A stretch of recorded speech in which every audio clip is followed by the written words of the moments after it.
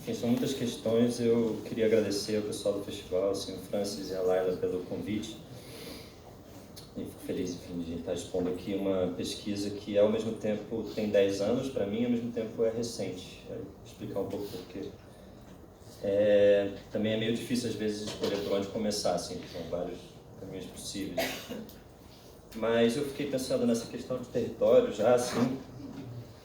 Tem vários conceitos, né, de território, né? Mas um conceito que eu acho bem interessante é a ideia de território simbólico, né? Até tem um grupo francês, é chato ficar um pouco, já começar por uma referência, enfim, europeia, mas tem um grupo francês, né, que é o Comitê Invisível, né, que fez um livro que ficou bastante conhecido ultimamente, que é A Insurreição que Vem, que é um livro de teoria ilegalista e tal, de desobediência, de, enfim, civil. Eles têm um momento nesse livro que eles falam, que eu acho muito interessante, que eles falam, eles são contra a ideia de ocupação, né? De ocupação mesmo, ocupação, digamos. Eles falam que você tem que se tornar, mais do que ocupar um território, você tem que se tornar um território, né? Você tem que criar território. E aí essa ideia de que você criando um território, você se tornando território, você está, no fundo, criando muita troca simbólica. Esse território pode se dar de várias formas, mas é sobretudo através das trocas simbólicas, trocas de ideias, trocas de materiais, que se formam os territórios, e o que interessa a eles é criar esses territórios para que eles sejam elegíveis pelo Estado, né?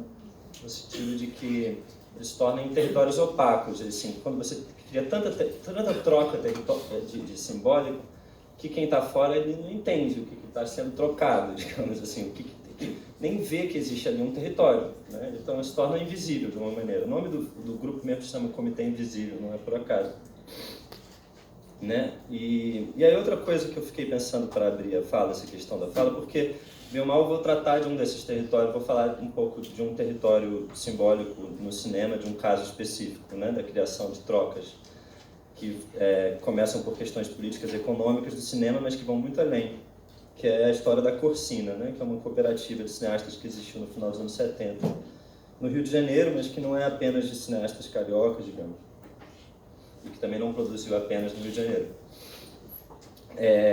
Mas aí uma outra questão que eu acho interessante para pensar a questão do território é que uma maneira de você construir, né, ou reconfigurar um território é através da produção de história, né?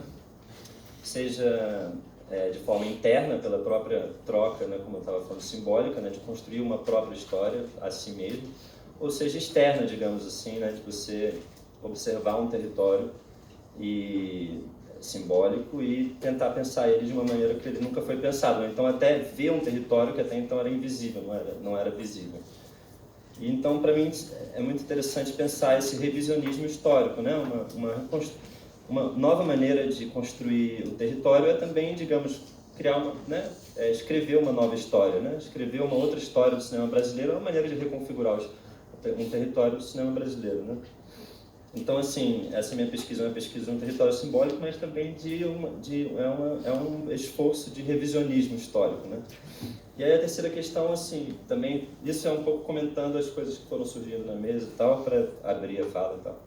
A terceira questão, essa questão que a gente estava falando do ciclo, né, dos ciclos de cinema, ou dos surtos, eu prefiro pensar em termos de surto, né, um pouco como existiu o surto industrial na época do Império, os surtos industriais que teve na Bahia e no Rio de Janeiro na época do Império e tal, do Segundo Império.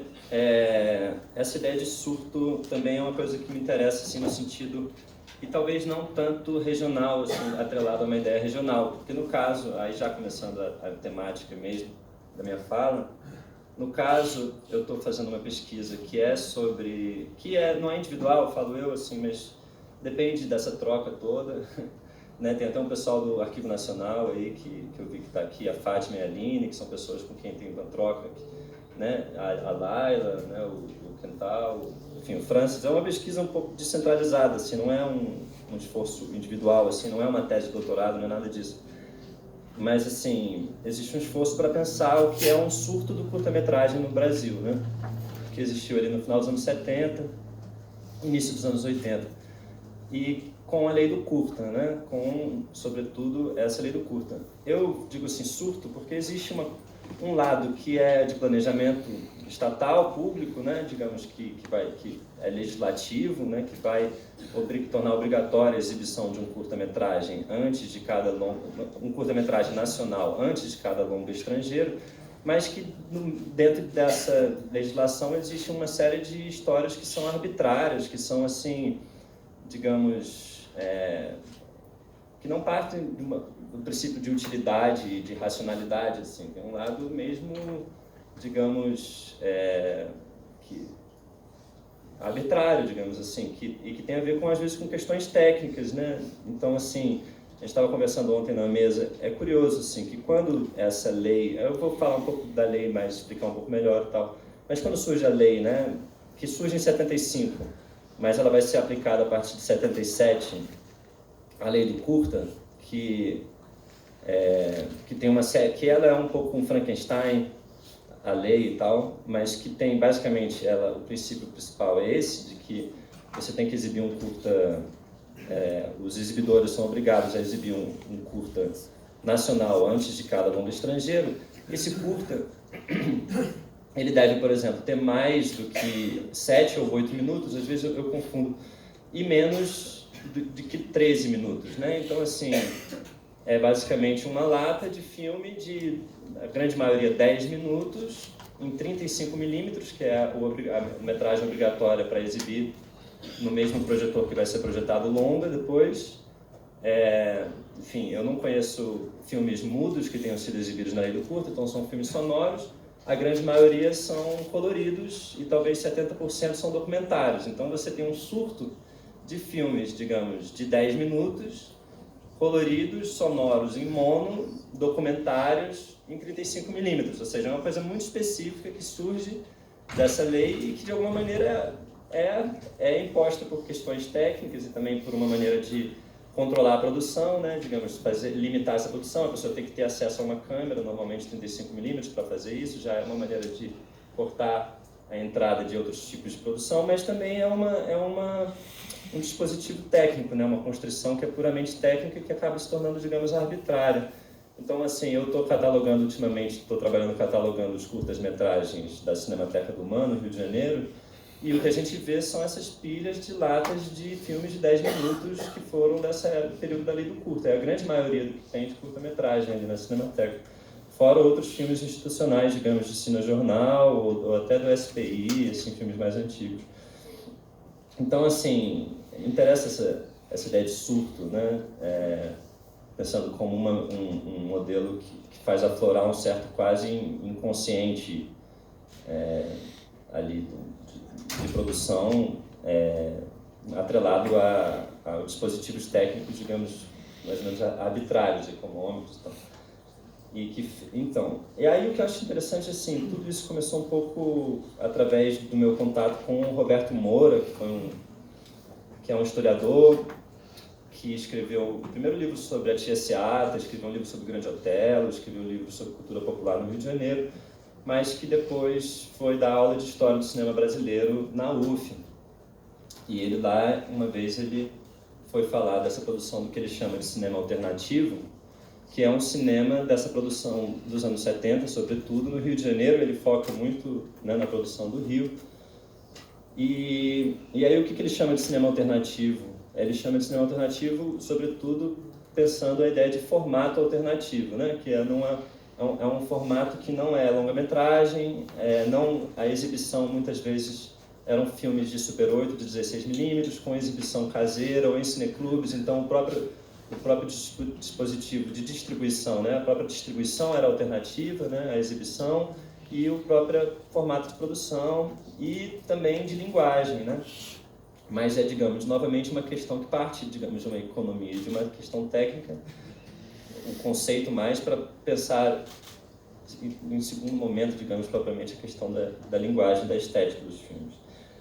E aí, eu, em 2008, a partir desse encontro com o Roberto Moura, eu comecei a pesquisar, a pegar o que ele tinha de cópias em VHS na casa dele para exibir enfim, a gente acabou exibindo em Buenos Aires uns curtas, etc. E agora, ano passado, quando eu estava, enfim, contando um pouco a anedota de onde surgiu essa questão toda, ano passado, quando eu fui pegar esses DVDs que eu tinha copiado do Roberto Moura, conversando com a Hernani Hefner, né, da Cinemateca do MAN, a gente pensou, bom, a Corsina, que é essa cooperativa, que era boa parte dessa produção que tinha nesses DVDs do Roberto Moura, a Corsina está fazendo 40 anos agora. Vamos fazer uma amostra, onde estão esses filmes da Corsina? E aí começa toda essa aventura, né, digamos assim, onde foram parar esses filmes. E aí é uma questão muito curiosa, porque a lei do curta exibia-se, em termos de filme estrangeiro no Brasil, mais ou menos por ano, em torno de 80 filmes, enfim, 80 a 100 filmes. Normalmente, então, a gente pensava que existiam 100 filmes por ano, 100 curtas brasileiros que eram exibidos por ano na lei do curta, entre 80 e 100 curtas. E se pensar que a lei do curta ela durou mais ou menos até, né, o fim da Embrafilme, ela durou mais ou menos 10 anos, calcula-se que 1000 curtas-metragens brasileiros, né, invadiram as salas de cinema. Então, assim, é uma produção muito grande. Tem gente que afirma que o Brasil teria sido, nessa época, o país que mais produziu curtas-metragens no mundo. E aí é essa questão do revisionismo histórico. Isso não é historicizado, isso não é... Quando eu estudei também muito história do cinema brasileiro e tal, não lia sobre isso, não tinha esse material. Você não lê, você não sabe dessas histórias, então são histórias que hoje em dia, se você não tem um esforço muito pesado, né, digamos, de pesquisar isso nos jornais, de ir nos arquivos pessoais das pessoas, etc., isso, digamos, se torna uma espécie de história oral.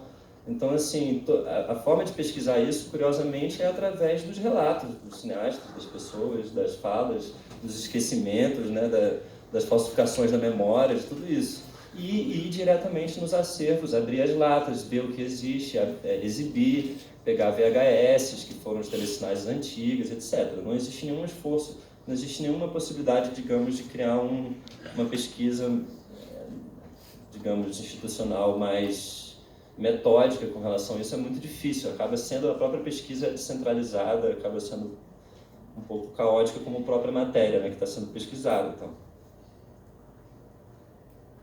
Então, assim, tudo começa, a questão da Corsina é mais ou menos o seguinte,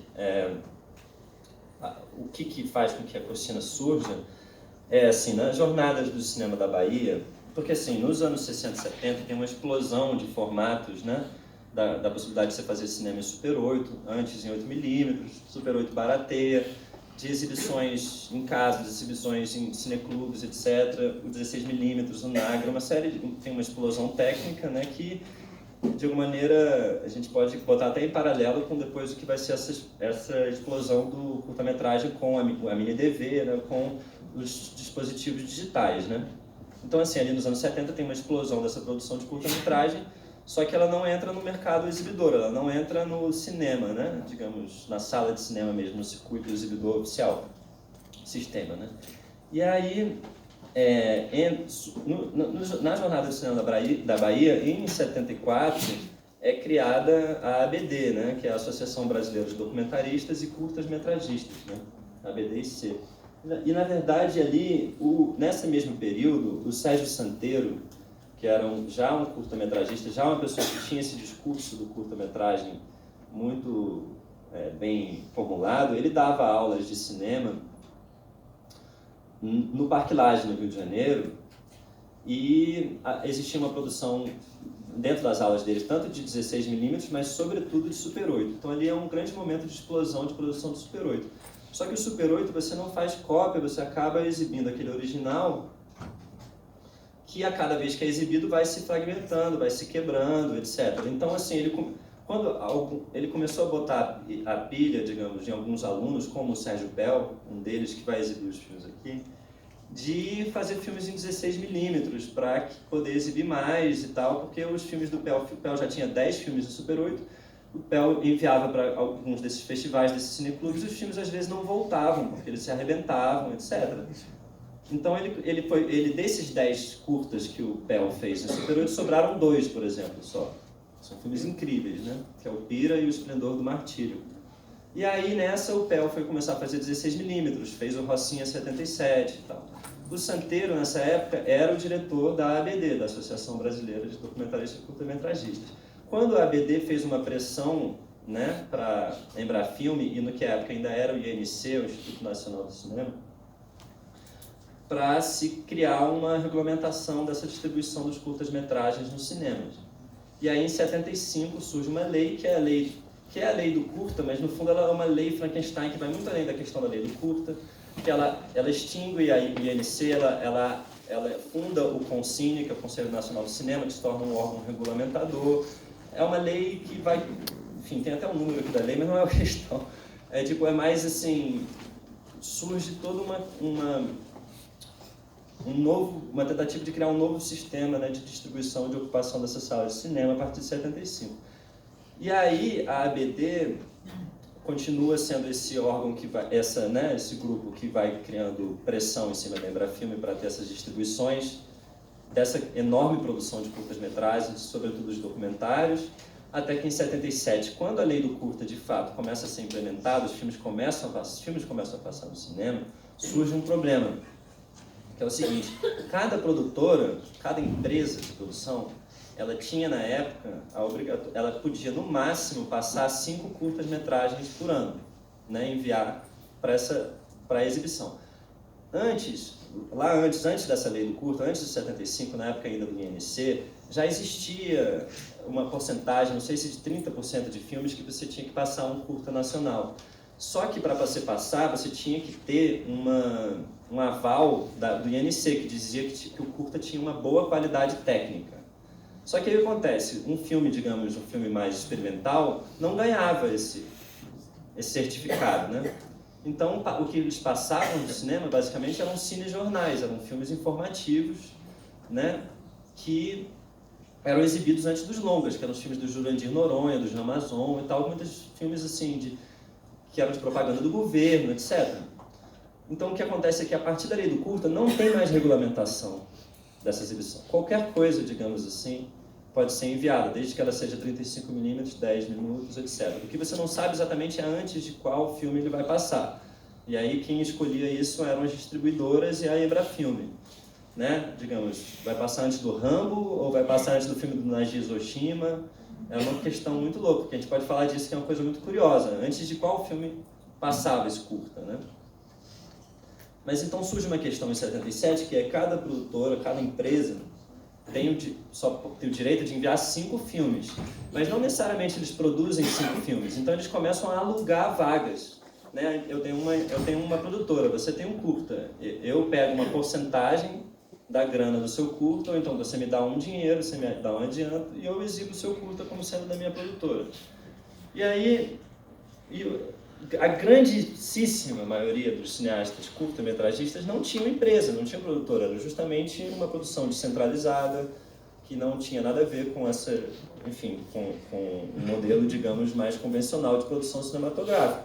Então, como a gente faz para passar esses filmes? E aí surgiu 2 possibilidades. Ou a gente faz uma pressão, a ABD faz uma pressão sobre a Embrafilme e o CONCINE, para que as pessoas possam colocar filmes com CPF, né, sem precisar de pessoa jurídica, ou a gente cria uma cooperativa de pessoas físicas, ou seja, de cineastas autônomos. E aí, essas reuniões da ABD, imagina como é que foram essas reuniões, né? Elas foram um quebra-pau de assim, vocês dizem que vocês são, digamos, a favor de uma invasão, né? Vamos invadir essa sala de cinema com os curtas, mas vocês estão querendo criar uma cooperativa, sabe? Vocês estão querendo criar uma maneira de fechar o grupo. E aí os outros diziam, não, mas a gente quer criar uma cooperativa para a gente ter um órgão, digamos, um grupo com força para botar a pressão na Embrafilme, para que a lei do curta continue existindo. Ah, mas isso já existe, que é a ABD, então por que a gente vai criar um outro grupo e tudo mais? Mas fato é que, aí é uma controvérsia à parte, mas assim, fato é que eles decidiram, nessas reuniões da ABD, criar uma cooperativa, ou seja, eles decidiram pela cooperativa e não pelo CPF, né? Então fundou-se a Corsina, que era cooperativa, porque assim, a ABD surge na Bahia, mas a diretoria fica no Rio de Janeiro, né? Mas tem muita relação com com a Bahia, com as jornadas, continua tendo relação. Alguns cineastas da Corsina vão fazer filmes na Bahia, como o Emiliano Ribeiro, e vão ter a ver com o Otávio Bezerra também, que vai lá na Bahia fazer filme. Enfim, tem uma explosão, assim, tem um momento que a Corsina começa a ir para todos os lados, mas isso é um segundo momento. Então, assim, é fundada a Corsina, em 78, que se chama, né, a Cooperativa dos Realizadores Cinematográficos Autônomos, né? Então, basicamente, a Corsina surge e ela tem direito de enviar um número ilimitado de curtas. Ela não precisa enviar só 5 por ano. E aí, são 32 cineastas que se juntam, que fundam a Corsina. E a Corsina vai basicamente assim, ela vai existir até o final dos anos 80, mas ela vai existir de fato operando até 83. Então ela dura 5 anos, entre 5 e 6 anos, entre 78 e 83. E ela vai produzir por volta de 50 curtas-metragens, ou seja, em 5 anos. Alguns deles são médios. Vai distribuir 100 filmes, né, 100 curtas-metragens. E vai, na verdade, assim, possibilitar que outros cineastas façam uma porrada de outras coisas para além da Corsina, né, assim. Mas a Corsina surge, sobretudo, então, primeiramente como uma distribuidora, né, como uma maneira de você colocar o seu curta. Se você não tem uma produtora, venha para falar com a Corsina que a gente vai colocar o seu curta. E aí os curtas-metragens, eles recebiam 5% da bilheteria do longa, né, do curta-metragem nacional. E aí, desses 5%, tinha um teto, né, que era o máximo, era de 80 mil cruzeiros. 80 mil cruzeiros era calculado que você conseguia fazer 2 curtas com 80 mil cruzeiros, mais ou menos na época, né, em 35, 10 minutos, tarará. Então, você imagina que com o dinheiro, se o seu filme chegasse ao teto, com o dinheiro da exibição, você conseguia fazer outros 2 filmes. Então, isso gerou um sistema de produção, assim, muito grande. E aí me interessa muito pensar também o que é o curta-metragem, né, nesse sentido. Aí já é uma outra discussão, mas assim, o Jairo Ferreira, ele fala, né, nos textos do cinema de invenção e tal, que o curta-metragem é um grande terreno, né, de experimentação, né, é um terreno de produção assim, muito fértil. É uma maneira de você injetar na produção brasileira novos grupos, novas formas de pensamento e de criar futuro, digamos assim, né? Então, assim, ali nesse momento, o curta-metragismo ele vai ser um pouco o germe de tudo que vai acontecer depois, sabe, assim. É muito curioso, por exemplo, que a Corsina, ela se junta... Eu vou dar um exemplo disso, né? A Corsina, esse pessoal se junta por questões de política econômica, né? Eles não se juntam por afinidades estéticas, né? Então você tem ali cineastas como, de um lado, sei lá, você tem o Sérgio Rezende e você tem o Sérgio Pel. Figuras absolutamente que não tem nada a ver uma com a outra. Assim. Você tem ali o Arthur Omar, que faz um curta, e você tem a Maria Luísa Boim, que está fazendo cinema etnográfico. Então, assim, você tem na produção da Corsina, você tem muitos filmes urbanos que tratam das questões das favelas, das questões das remoções, etc., no Rio de Janeiro. Você tem cinema, né, etnográfico, que filmam nos candomblés, mas que a Maria Luísa Boim vai filmar também no Xingu, por exemplo. Ela faz filmes feministas, a própria Maria Luísa. Ela faz um filme chamado Creche Lar, que é sobre um sistema de creche parental. A gente vai exibir isso, por exemplo, na Cinemateca do Humana semana que vem, falando da Maria Luísa, porque agora assim, a gente está pegando esses filmes para exibir. Você tem os filmes do Sérgio Pel, que são mais ligados à questão da ocupação do espaço público da cidade.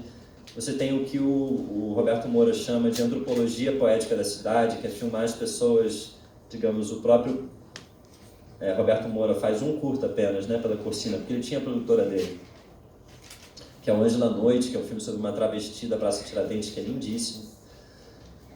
Você tem os filmes mais conceituais, como o do André Parente, que é o meu pai, do Arthur Omar, do José Inácio Parente, filmes do Wilson Coutinho, que são filmes mais, de fato, conceituais.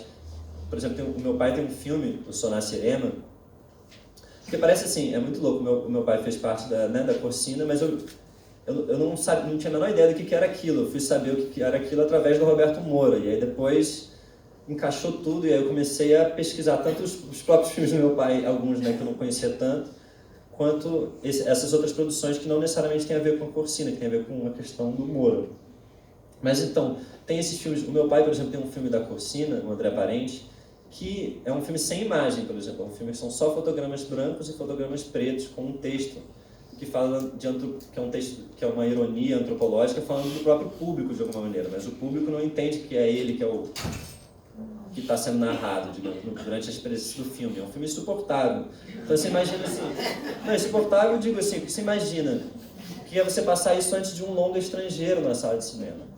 Então as pessoas achavam que o projetor estava quebrado, né? Então as pessoas começavam a quebrar a sala de cinema, ficar puto, né? Porque começava uma voz falando e aí começavam fotogramas brancos. Não é um filme flicker, né? É um filme que fica branca a tela, depois ela fica preta durante um tempo, depois ela volta a ficar branca, as pessoas não conseguem, né, enxergar aquilo, aí fica preta. Aí, quando o olho se acostuma com o escuro, vem o branco de novo.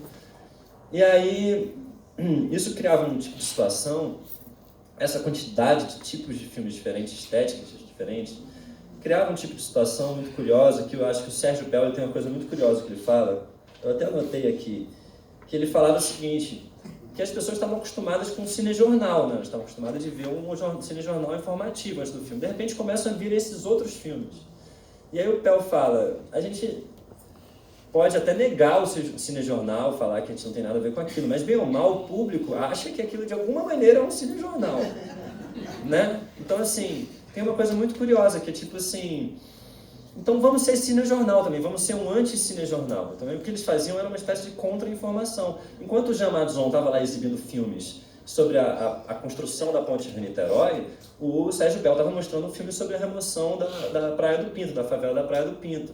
Então, sabe, era uma contra-informação, era uma maneira de também trazer informação, né, digamos assim, de trabalhar com um sistema informativo, só que encontra uma informação...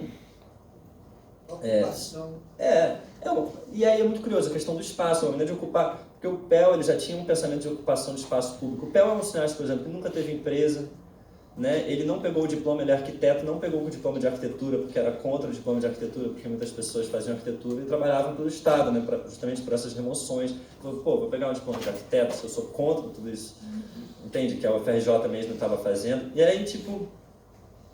Enfim, então é uma figura muito assim, ilegalista, digamos assim, e de repente ele é o diretor da Corsina, ele era o diretor da Corsina, ele vivia batendo de frente com a Embrafilme. E aí esse sistema de... Aí eu já estou passando assim, de uma coisa para outra, de um assunto para o outro, mas assim, o Pel, uma história, por exemplo, que é conhecida e tal, o Rubem Corvetto, que é um desses cineastas, que foi depois pro ABC, filmou muito Lula e tal, o Rubem Corvetto, ele trabalhava nessa época no Banco Nacional de Habitação, que era uma espécie de Ministério das Cidades, né, que estava responsável pelas construções dos complexos habitacionais da ditadura, da ditadura. E ele conseguiu que o Banco Nacional de Habitação colocasse dentro de cada complexo habitacional que era construído uma sala de cinema de 16 milímetros. E a Corsina seria responsável pela distribuição dos filmes de 16 milímetros dentro das salas dos complexos habitacionais. Só que precisava de uma assinatura da Embrafilme, e a Embrafilme não assinou, foi contra. Uma outra coisa que começou a criar esses desgastes com a Corsina foi também que a Embrafilme tinha equipamentos, e a Corsina parados, a Corsina pediu esses equipamentos, eles não deram. E aí começam esses desgastes, esses boicotes, né? Tanto da Embrafilme quanto, né, dos exibidores, que os próprios exibidores começaram a fundar empresas para fazer curtas-metragens propositalmente ruins, para jogar o público contra os curtas, esse tipo de coisa. E aí já vai muito além. Mas o que me interessava falar um pouco, voltando à questão do cinejornal e tal, a questão da informação, é que eles falavam assim, né, que bem ou mal, exibido antes do longa, o curta se torna apreensível como cinejornal também, mas também como uma invasão do cinema, né? Ele é visto muitas vezes como uma invasão do cinema, como um teatro, uma carnavalização da sala de cinema, né? Então, assim, o Pel, por exemplo, ele fazia muitos filmes que eles buscavam jogar no cinema a rua, né? Da mesma forma que também o pessoal fazia exibição na rua, botava o cinema na rua, eles também queriam colocar a rua no cinema, né? E aí tinha todas essas situações, né, de cadeiras quebradas, das pessoas julgarem os filmes ao vivo, né, como se fosse um teatro do século XVII, né, de você fazer um julgamento ao vivo, que era uma coisa mais comum na época, né, digamos. E essa ideia também de fazer cinejornais produzidos o mais democraticamente possíveis, né, por uma quantidade de criadores o mais diversificada possível e com o maior número de leituras da realidade, né? Essa ideia de invadir, de criar essa multiplicidade, né? De não querer, não vamos exibir pela lei do curta filmes apenas com esse tipo de olhar. Eles queriam justamente explodir, multiplicar o número de olhares, né? E aí, enfim, o Sérgio Pel depois sai da Corcina com esses desgastes com a Embrafilme, e aí a Corcina, numa época que os filmes já não estão sendo, já tem todo esse desgaste, né, com a lei do curto e tal, eles começam a produzir filmes de média-metragem, filmes que não são mais feitos especificamente para a lei do curta, só que tinha uma obrigatoriedade dentro da... Tem toda uma questão jurídica, mas uma delas é que existia uma obrigatoriedade que foi imposta à Corcina, que era de não produzir longa-metragem. Eles eram proibidos, digamos, dentro da ata de fundação, de produzir um longa-metragem. Eles não queriam que a Corcina se tornasse um eventual invasor, digamos, do próprio campo que era ocupado pela galera do cinema novo, no final dos anos 70, né, digamos. Então, a Corcina começa a acabar, digamos, e quem pega a Corcina, digamos, vai se tornar diretor, vai ser o Sérgio Rezende. E a partir desse momento, o Sérgio Rezende e a Marisa Leão, eles já têm uma produtora deles mesmos, e isso já começa a ser uma questão. Por que uma pessoa que tem uma produtora vai ser diretor da cooperativa, né?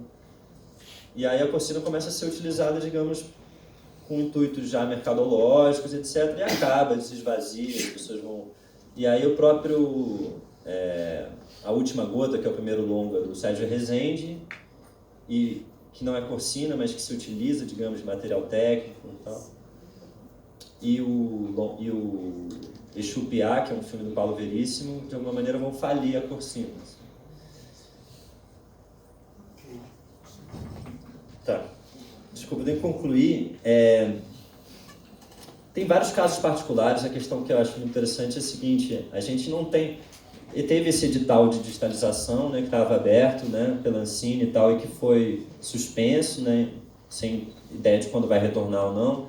Existia esse projeto de digitalizar os curtas da Corcina. Eu encontrei dos curtas da Corcina, dos 50 curtas que eu consegui catalogar mais ou menos, podem existir mais, né? Podem ser 70, não sei, ninguém sabe exatamente o número de curtas que a Corcina produziu.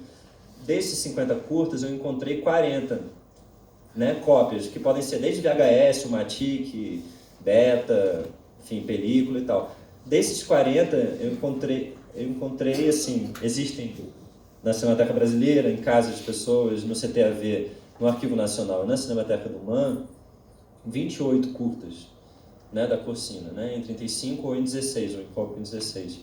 E desses filmes eu posso dizer que talvez